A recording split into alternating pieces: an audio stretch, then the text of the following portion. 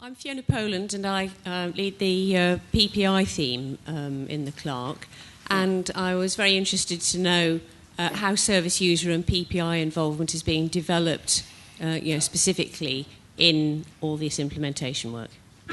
So I have to say, I think we've got a lot to learn from you, in this regard. I think we're kind of early.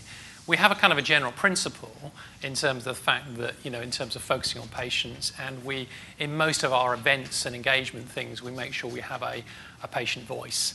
So, for example, we ran a medicines optimization event a few weeks ago. Carol Roberts is sitting in the corner there, sort of led that event.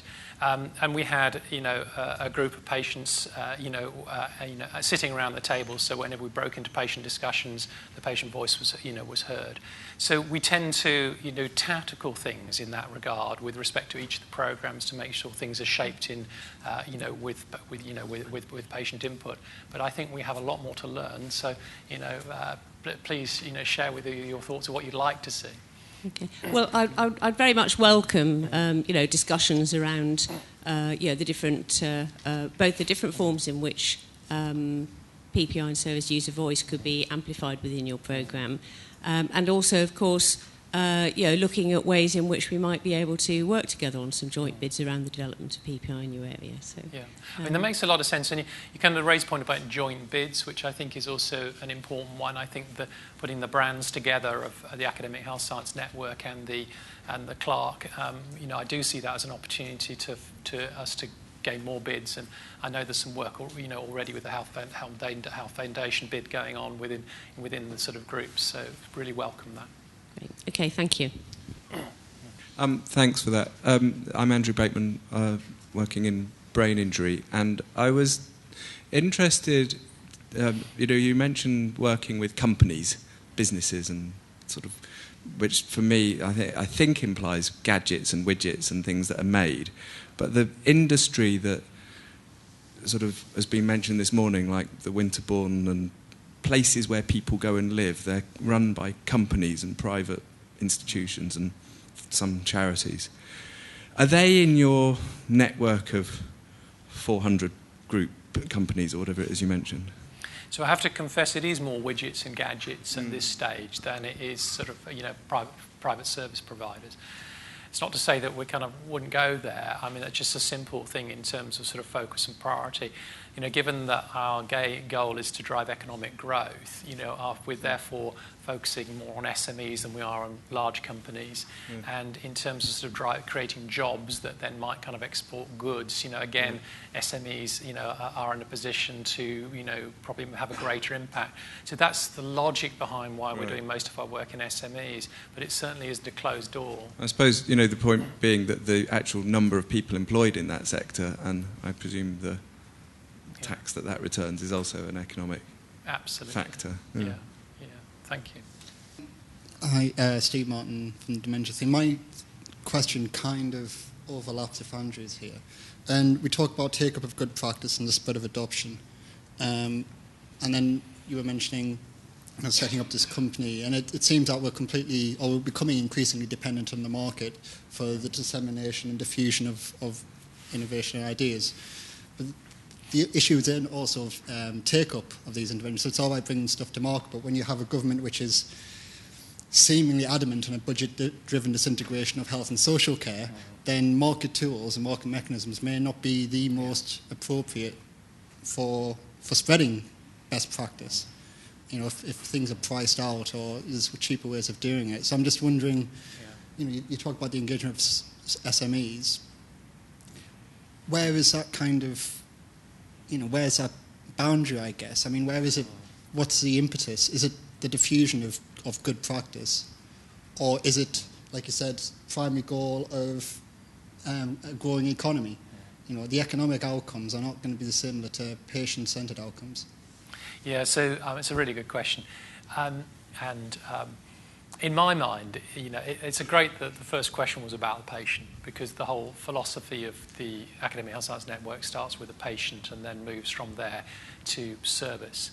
And so the SME sort of piece sort of comes after that. So our interest and our approach is about, fully defining the needs, understanding the problems that service users, the NHS, the patients are dealing with, and starting there and grounding ourselves in trying to deal with that issue. If we do that well, and then catalyse better partnerships between industry and service users, the NHS, one would like to believe that the service will be improved, and the economic growth is actually is slightly secondary in my mind to delivering on better outcomes for the patient and improving the service. But it's the companies that are producing the tools and and the technique that allow that to happen. I mean, that service, that connector example that I used in my talk is maybe not the best example because it's a very sort of simple, widget and gadget. But within that, you have to have a need. You've got to have a group of services that can be slightly redesigned in order for the product to be implemented.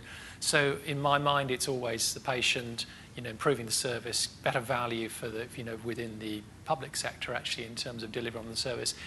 Predominates over the economic growth. But if we do that well, create a good environment for companies, we will create jobs in local SMEs, which will drive economic growth.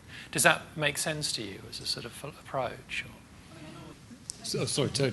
It sounds as if we were a bit ganging up against you, but I just want to pick up on the fact that, just like with engineering too, that your example of patient safety was around a physical gadget and a fairly clearly defined problem. But in the field that most of us work in, the issues of patient safety or risk are much more nebulous and much more difficult. And in a sense, we absolutely need organisations such as yours to engage in that. Can we seek that assurance from you that is something you're interested in? Absolutely. Yeah. I mean, that example was picked because it's an easy one to explain in 2 seconds, and it's quite easy for people to sort of see it and feel it. So it was the only reason why it was picked. We fully recognise the fact that the real issues are system-wide sort of issues. I mean, I see that as a non-exec director in a trust. That's the kind of the problem that we're dealing with. We also know that most of the issues actually are probably more community-orientated than hospital-orientated. So absolutely, very, very interested in the system, and that's really why we've started with our approach on leadership.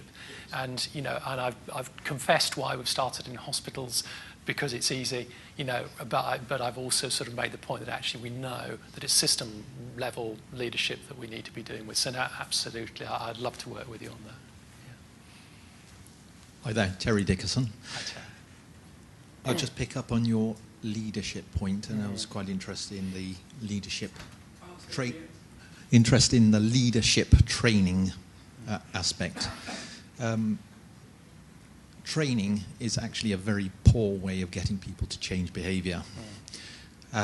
So you mentioned a 1.5 day course, etc.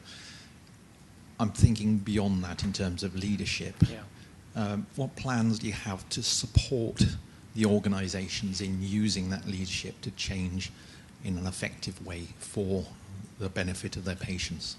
So I can only answer that question at a high level at the moment because we are in the process of co-creating that answer with those people that are involved in that first sort of cohort and work with us.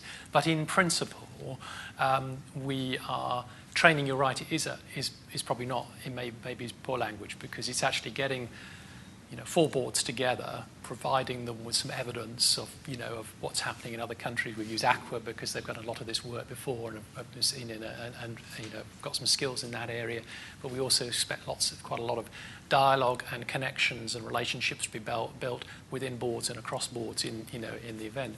But in principle, are interested in sort of cascading that down. So what would success look like in in a couple of years would be that we would have a proper collaboration. And what we mean by that is that we have a group of people talking cross organisations, learning at all levels.